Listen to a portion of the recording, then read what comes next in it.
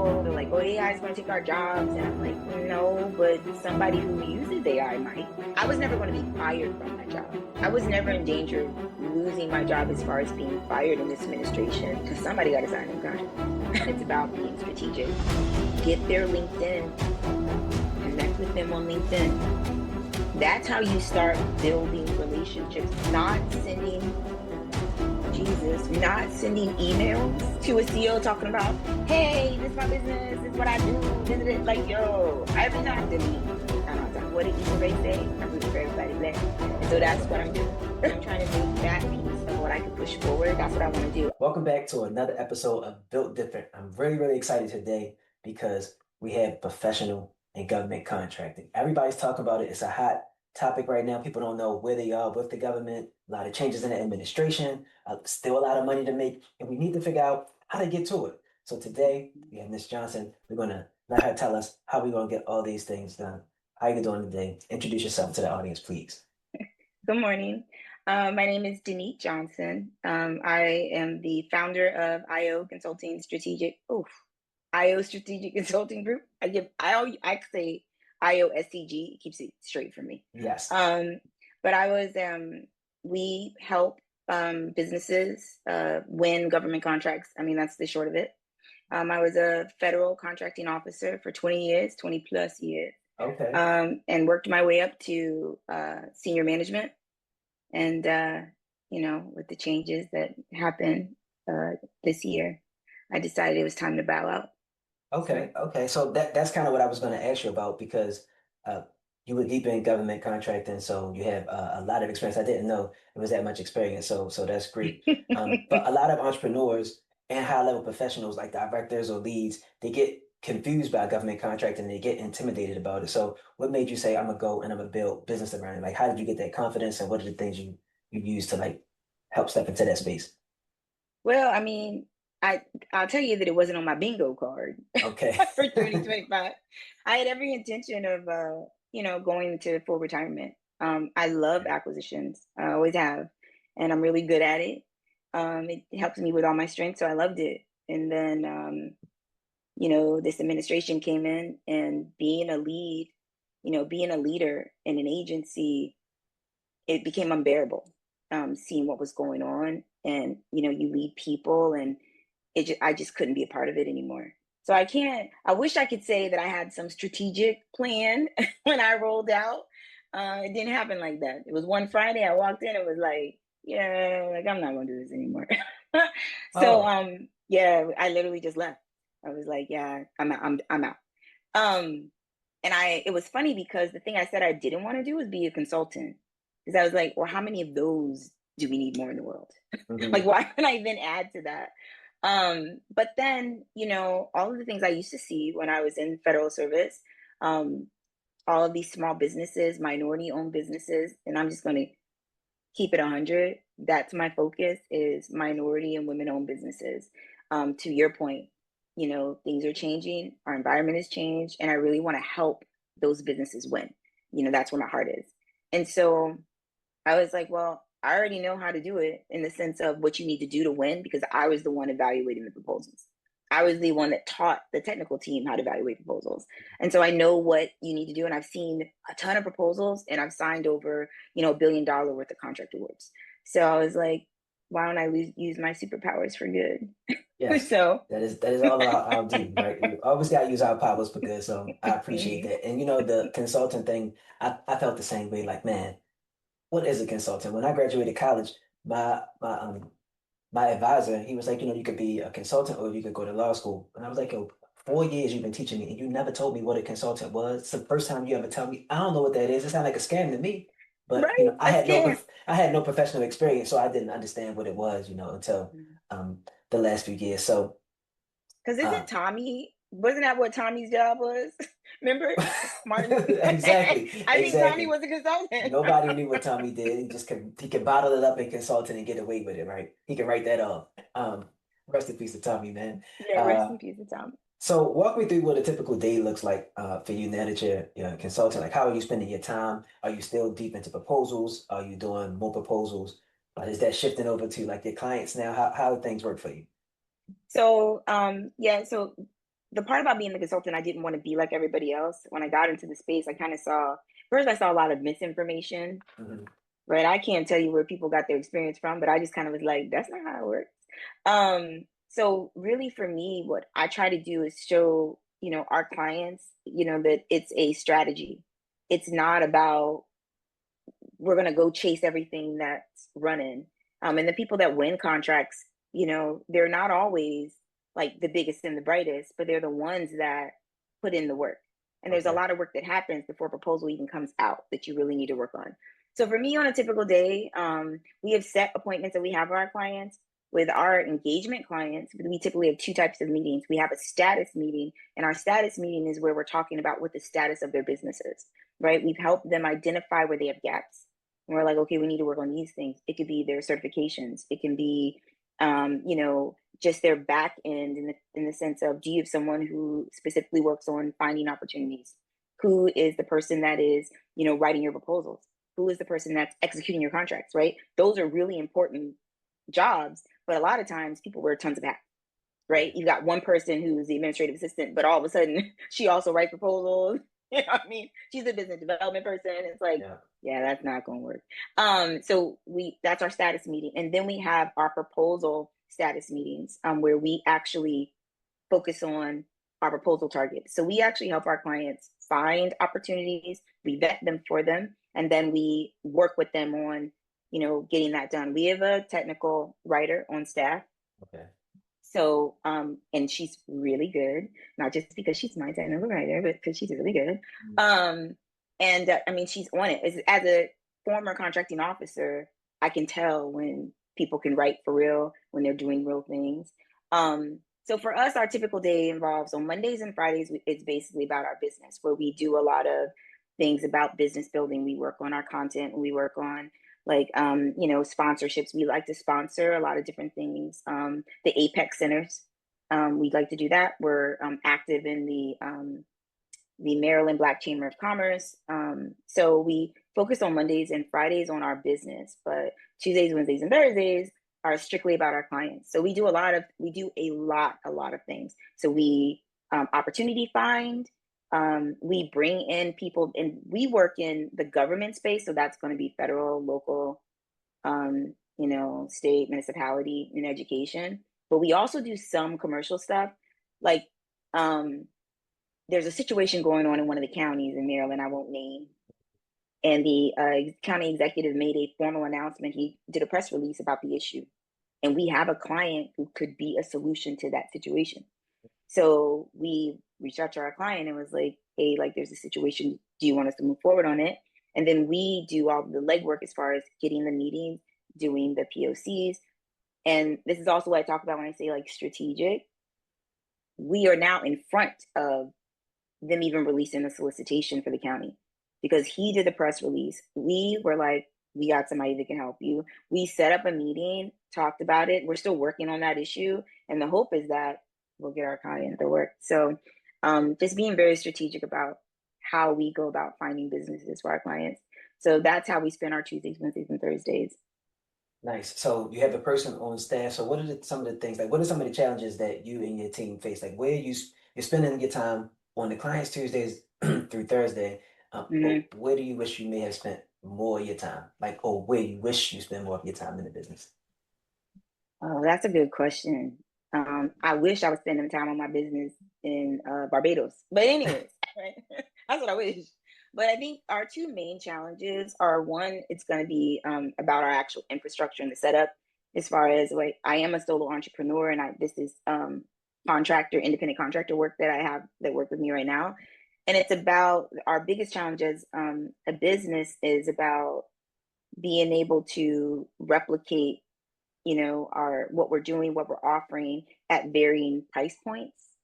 Because working with the businesses, some businesses can pay us what really needs to be paid. Some businesses don't have that money, but we still want to offer some type of help to them.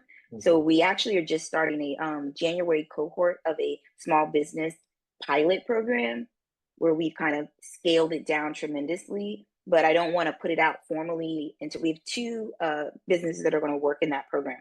And I don't want to put it out formally until I know that we can still offer the same Nice. excellence and the same, benefit just because they're paying it at a smaller price, right?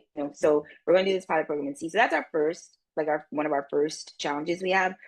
Our second challenge is our client. And in the government contracting space, the clients want to be like, all right, what's the opportunities in write a proposal? It's like, yeah, okay. But it's a little bit more complicated than that. Hmm. And that's not the win. Like the win is not to get a government contract. The win is to execute that contract flawlessly and get excellent past performance because you need that so you can grow. Okay. Yeah. So just getting that your name on that award is nothing if you don't have a plan to execute it and you can't execute it well, right? Because you don't want to end up doing more damage to yourself because that stuff stays with you. It goes into that CPAR system and you're done. So you want to make sure that you're doing everything right. So I think that's our second challenge with the clients and just getting them to have a mind shift thinking of like, you really got to do the foundation. I think of it like in the federal government when we're putting out requests for proposals, right? It starts a long time before in our market research. And that's not like a thing or an opinion. It's actually required by the federal acquisition regulations, right? So you have to do it. And it happens on both sides. It happens on the program office side, it happens on the contracting officer side, where basically we have to justify being able to use federal tax dollars to solve a problem. What problem are we solving? And then the contracting office is working on the side of, well, how can we procure it? Where can we do it? How much will it cost us? Things like that, right? That market research leads into their acquisition strategy, leads into their solicitation that ultimately gets put on the street. And then that leads into the contract. Well, if they don't do a good job on the market research part, when that contract gets awarded and starts working, it's trash. There's a lot of things that happen. They can be varying degrees of problems, right? That if we had done all of our really good hard work at the beginning, it would run more smoothly at the end. And it's the same way with clients, right? We don't call it market research, but we have to set up properly. We've got to build you for success. We got to make sure that you have all your founding tenants so that you can then move forward down the process and at the end be successful, right? Gotcha. So that's our thing, where I'm kind of like, yeah, but we gotta work on a couple of things. Like you don't know how to price properly, like that's an issue. And that's Mhm. going to be a huge issue later. So you've got to deal with it now. So that's basically our two biggest challenges for sure. I love where you took that. That kind of led into my next question. So first part is that I love Mhm. that you use the word win. Like you don't just get government contracts. So like when I worked for the Social Security, I Mhm. started a company called Hip Corp. It was for procurement, right? And Mhm. I didn't win any contracts. But every night I would come home and then I would just like research. I would go on whatever the portal is and just look up to see what it is that I could help with, anything I could get Mhm. resources on, because most people Mhm. didn't know about it. Because I worked in the government, I had a little bit of first dibs because I knew how they worked, but I didn't know Mhm. about winning a contract. So some people call Yeah. it securing a contract. You get a contract. No, we win the contract because you do have to Compete. compete. But winning Mhm. also feels good because when you do it and you actually, so that's I love how you position that. So Oh, now thank you. you're helping people win these contracts, and you Mhm. talked about the market research. That's kind of like a step one. Um, and then and then you put together the proposal, and then Mhm. maybe is there a step three? And do you like if I win the contract, do you help walk them through the beginning parts of that, or is it kind of like okay, they got the contract now, they off on their own doing their thing, or does IO still have to help work with them in their strategy? That's a really good question. That's an excellent question, actually. So the answer is it depends. Okay, That's always okay. the answer when you ask a contracting officer anything. It's like, what about this? You're like, well, it depends. So we're there for the kickoff. But we just in our normal engagement with the client, no, we don't move on with you because that's Mhm. contract administration. While we Okay. do have an arm of that, right? That's separate. Like it isn't like you pay for engagement and then this. But the goal really for us always is remember when I was talking about the back end and we're trying to make sure you have all your tenants set up. Hmm. That's something that we're going to look into. That's why I want to know. Like when I meet with a client, even if I meet somebody in one of our like sponsorship or like on like one of the like multiple like meeting engagements that people do, the very first thing I ask, like they'll start talking to me, they'll tell me about their business, and da da da. First thing I'll say is, "What's your win ratio?" Hmm. And then I get like these blinking eyes, and I'm just like, "Yeah." So that tells me a lot. It tells me that they're not measuring anything. And you can't be successful if you're not measuring how you move the goal, right? You You can't gotta you can't know. improve what you don't measure, right? And you Yeah. can't improve what you don't measure.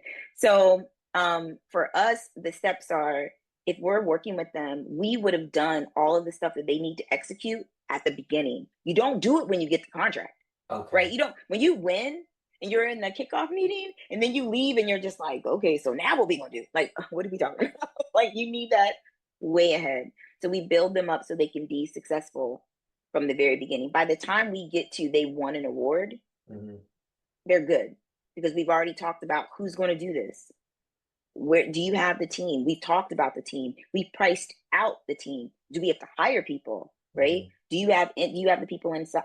Inside. When could you hire somebody on your staff? Do you have to wait? The other thing I'll say is, what I've noticed with some of the clients, they don't realize that you can win your contract. You're not going to get paid for 30 to 60 days. Yes. You've got to make sure that you could pay your people because the government expects you to start day one. Hmm. So you've got to pay people for 2 to 3 months, not 2 to 3 months, that's too long, 1 to 2 months, right? Before you even get the check. And then, you know what I mean? So people don't think about that. It's like, yeah, you'll get that, $1.2 million contract. But do you know that that monthly invoice is not $1.2 million, right? So you have to be able to do that. So but if they still need support, we could offer them, administration support, but the goal is never for our client to depend on us forever. Our goal is to set you up so that you could be successful, put systems in place and move on. Right? That's the point. So you have these steps and you have great experience through this. Mm. And now that we have like AI and other digital tools that are helpful, do you use any of those tools to kind of put some of this stuff on autopilot versus you having to do stuff manually? Like we know you have to go and have meetings and things like that, but are you using those tools for anything to help out the business? Listen, Chat and Claude, those are our best friends. Hmm. Right? We use them a Hmm. lot.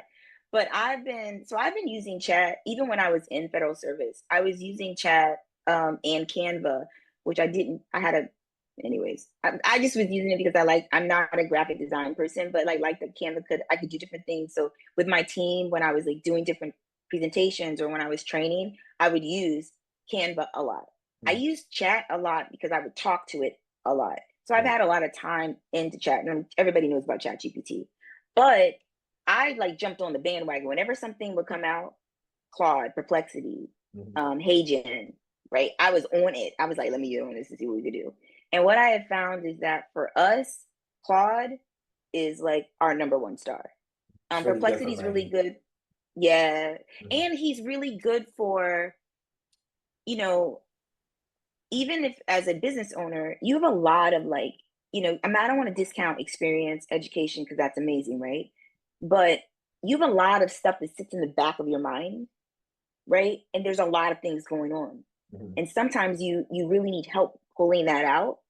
And you could just kind of like download and then, you know, they help you kind of organize information. Hmm. I think of it like this, people, they're like, oh, AI is going to take our jobs. And I'm like, no, but somebody who uses AI might. Exactly. Um, you know what I mean?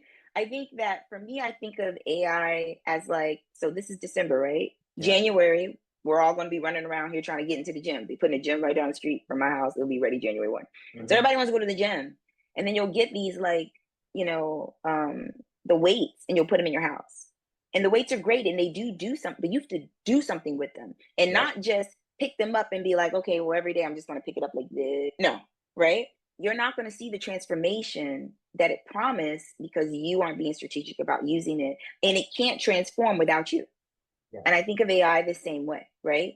You've got to be strategic about using it so that you can use it so you can transform your business or whatever you're doing. I even talk to my friends about it using personally. Now I'll give you an example of what I mean. So, it's long gone are the days you just go into the like Claude or chat and you just start talking.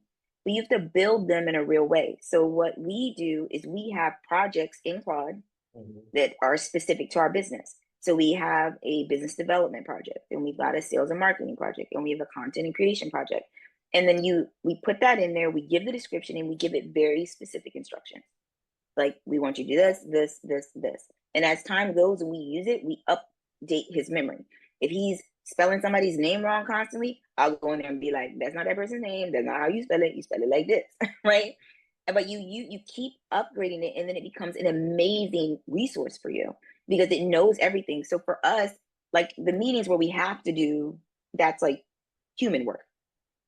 But we give our clients a bi-weekly report, right? So every 2 weeks they get a bi-monthly report. Every 2 weeks they get a report basically about the status of things.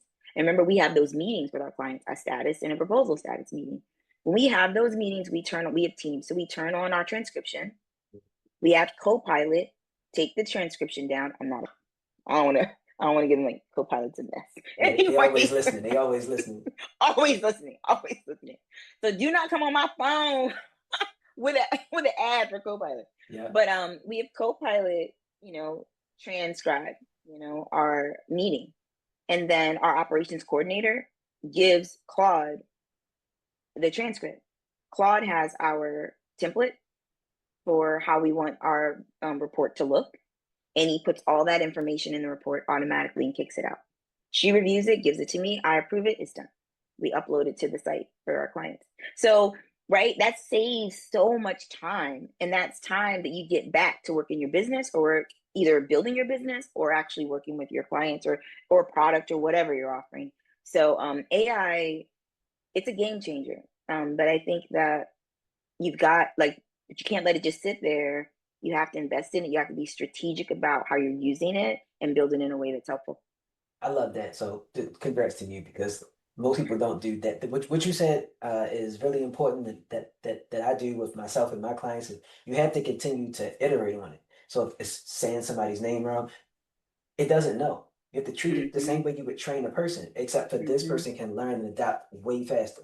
So all you gotta Mm-hmm. do is correct the name. Like, don't get mad because it's Mm-hmm. spelling the name wrong. Just correct the name Mm-hmm. or give it the template. So I love that you Mm-hmm. said that's a hard thing for people to embrace. Like, yes, you have to do work with AI. It's not gonna solve everything. But Yeah. speaking about like doing hard things, what's some of what's one hard truth that people have about government contracting that they don't really want to hear beforehand? Like they know they want those big contracts, like you said, those $1.2 Mm-hmm. billion contracts, but what's a Mm-hmm. hard thing for them to embrace or that you have to bring to the forefront for them? Okay, this gonna hurt. I'm gonna say it's gonna hurt. It doesn't matter who you know. Their way, and this is what I mean by I see a lot of things and I'm like, that's not true. Um, they'll be like, people will want to have access to you, especially when they find out you came out of federal service, right? A perfect example is we had a potential client, and he had hired a business development person who was in federal service, right? Sadly, he was one of those people that, lost their position, and got him because of where he was and thought that he would have access to these people. And it doesn't, in government contract, it doesn't work like that. It is not a lottery Mhm. at all. You have to actually really work. The ones that are winning contracts, they've started working on that particular situation. I'm talking about federal, states a little different. Okay. Um, with they've worked on that. They started working on that 18 to 24 months before that solicitation even came on the street. Because let's say maybe they were in the first round of it 5, 6 years ago and lost. But Mhm. they put that on their tracker to be like, yeah, okay, I lost this, but I'll be there.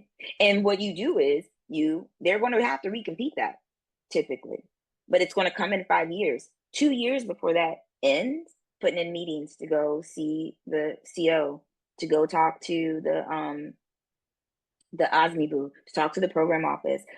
By the time that solicitation hits the street, the CO can't talk to you, and neither can the program office. And everything you do to them, you have to submit it in writing, and it has to be a question. It can't be like, and not a question like, oh well, what do you think that? No, like a question about that solicitation that's on the street. So you lose so much time. And so to think that you could just review sam.gov and oh, this is out, you're already behind. And now you have to play catch up to the people that were strategic a year ahead of you, 18 months ahead of you. They're way ahead. And I'm not saying that there's no possibility if people do that all the time, I'm sure. Like, oh, it's on there and you go, you write a good proposal and you win. But don't you want to be a little bit better than that? You want to make it easier for yourself. That's a hard win. So it really isn't about who you know, but it's about how you go about doing things. How are you set up? How are you doing your opportunity vetting? How are you doing your business development? How are you finding opportunities for yourself? Um, there's way more work for government contracting, in my opinion, that happens before a solicitation even hits the street. I will give one thing away. It's not really away because I put it on LinkedIn, but this is one thing that I don't think. So there's a Super Bowl for contracting officers, and it's called the World Congress, and it's hosted by NCMA, which is the National Contract Management Association. Um, it's a big deal. We like to go, right? It's around the country. It depends on where they do, but you're going to have various agencies, and they're going to have their 1102s there. So that's an 1102 event.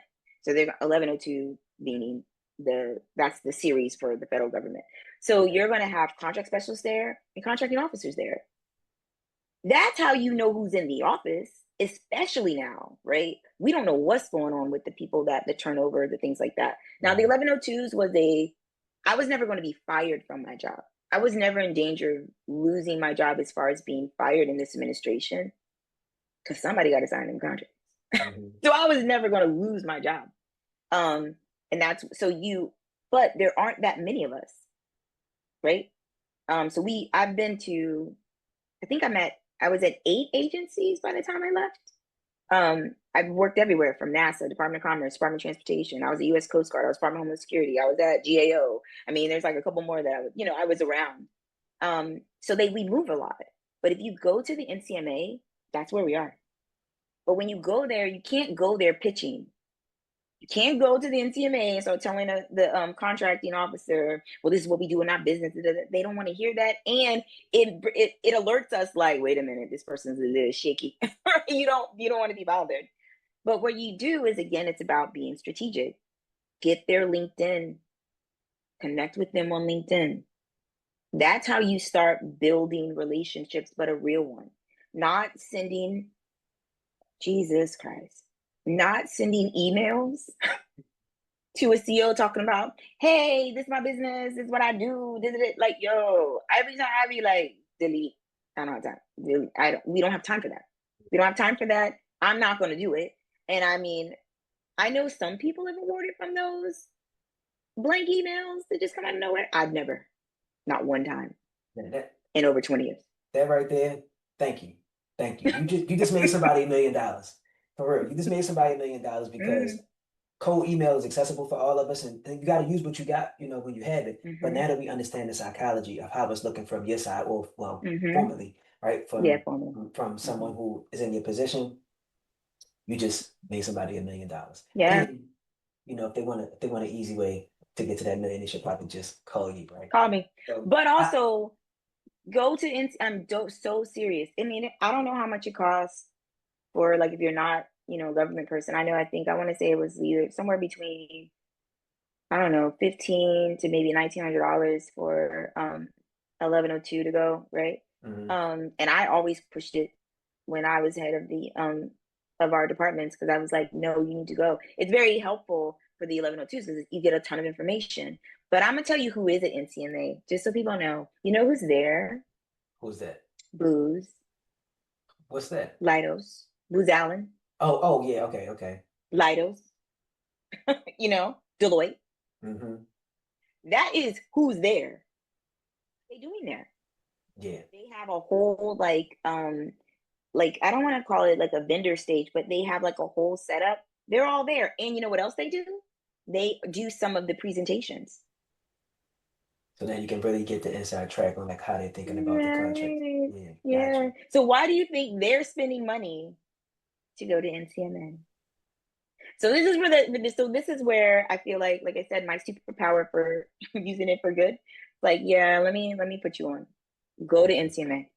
Got you. Go to NCMA. I mean, just hands down, like go. But again, don't go and pitch. You will not be successful if you go and you pitch.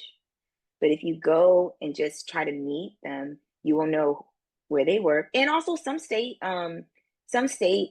agencies send their contracting specialists Okay. too. But you'll know where they work, what agency they work for. But the point is, you get to them on LinkedIn because you know who we are connected to, our other friends in the federal government. And if Right. you're somebody that moves around, then we're connected to people that are in varying agencies. Okay. So I love it. cheat code. So we're wrapping up here, and we Mm-hmm, started by talking about your journey into this. mm-hmm, And I had the sense, but you confirmed it for me, that your job wasn't directly in danger. Like it wasn't a threat. mm-hmm, But you didn't like what was going down, and so you made the choice, and that's what entrepreneurs have, like high agency. We go and we we we don't need permission to go and make a thing happen and work. And so now it's all on you at mm-hmm, IO. It's all on you. mm-hmm. How you decided to move forward? Like, what does it look like going forward the next few years? Not just like making money, but how do you plan on, like, how do you see yourself spending your time in your business, and even if you're personal, like if you want to share that.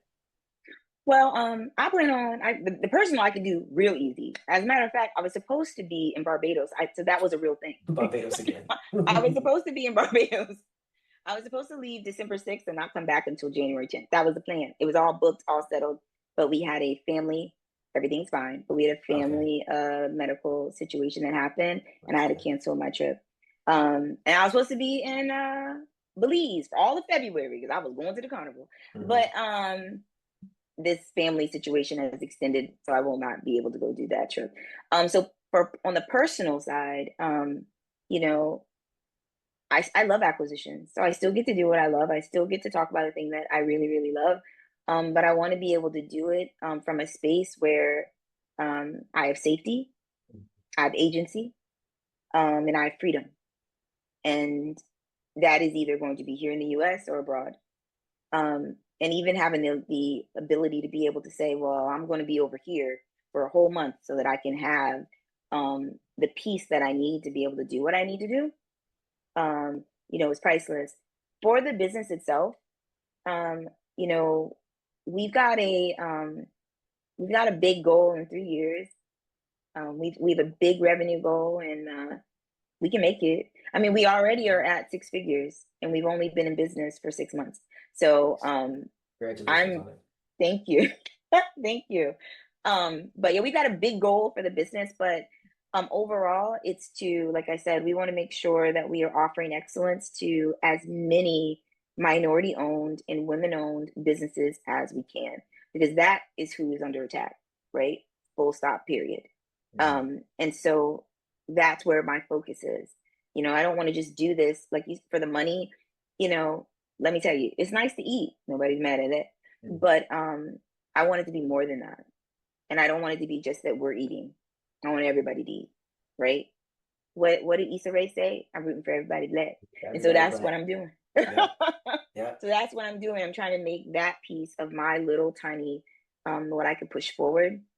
That's what I want to do. I mean, I support Black business. I actually have a passion project that I can't really speak about. That's fine. I'm working with someone now and I'm really excited about it. We're doing some testing to see if it'll go off. But if this does go off, there will be multiple Black businesses that we will be working with. And I'm really, really excited about it. And not just about the passion project, but that means we can bring people along, right? Hmm. I mean, I hope it takes off, like, the market will tell. But yeah, that's the goal. The goal will always be to push everyone forward who is marginalized, Hmm. um, and has been abused in this country. We're strong and there's a way forward for us, and I want to be a part of that way forward. I love it. Right. When the vision is bigger than us, more people benefit from that. So I think that's Absolutely. great. So my last question is always about how your business and how working with you is, how you're built different. How it's different from working with any other um, government contracting consultant. So this is your spiel. You can tell us how you're different, and you can also tell us where they can find you and how they can work with you. Well, how we're different is we're going to make sure that you're set up for success, not just here's a proposal, we'll help you write it and go on about your business. We Hmm. want you to be able to succeed way past your involvement with us. We don't want you to depend on us for your entire, we're not trying to be an extended arm of your business. We want Hmm. you to be able to grow. We find the gaps for you, help you set up a strategy to close those gaps. We'll work in those gaps for you as we move you forward, but always it's to move you above us, beyond us, not for you to keep paying us. That's not our goal. So how we're different is not only just in that, but how we feel about our people. We get to choose who we get to work with, and we only want to work with the good folks. That doesn't mean you have to be black or brown to work with us. We have clients that are not black or brown, but our priority is on minority and women-owned businesses. Right. That's where our heart is, and we'll have your back. We also have a lot of fun. If you ever see us at any of our sponsorships, we're going to be doing. We're going to be at the 2026 legislative breakfast that's coming up January 30th. We Wow. are part of the defense Apex accelerator that their meeting that they were going to do. We were sponsored for that, but they had to reschedule it because of the shutdown. They haven't rescheduled the date. We'll be there. We're actually going to be giving teaching for the Virginia Apex Accelerator in 2026. We're going to have 3 classes. Those Nice. dates will be announced from Virginia Apex. So if you see us out and about, you're going to see us cracking up. You're going to see us having a good time laughing. Um, but yeah, we just want to put more joy in the world, and that's what IO actually means. Um, Joy. mhm. It's something that I actually look at God. It's something that actually happened um, when the one that shall not be named won an election, and I went and got a necklace Hmm. because I was like, I refuse to let them take this, and that's how they'll win. Hmm. And so that's our motto. We just move in joy. We like to laugh. We like to have fun. We're serious about our business. Hmm. But yeah. So we just want to make sure that we're putting out good stuff in the world. That's all. Love Yeah. it. And that's great for business because you want to take business serious, but you want to make it enjoyable. I learned I don't know who said it, some billionaire, but you want to be easy to interface with, right? And that comes through smiles, that comes through joy and making the customer experience pleasant. So where Yeah. can they find you? How can they get in contact with you in your business? Well, our website is ioayoscg.com. Hmm. And you can find us on LinkedIn. I'm Danit Johnson. You can find me on LinkedIn. And then definitely, if you like when you have like certain things that come out, like networking events, you Hmm. see our little green emblem at the bottom, that means we're a sponsor because we love the sponsor, Talk about the and we'll branding. and Yeah. yep, and we'll Yep. be there. All right. All right. So Great. definitely stop by and check us out. Okay, great. Well, I really appreciate you building with us today. I'll link all of your info in the description for the video, and hopefully everybody does what I did to come and find you on LinkedIn.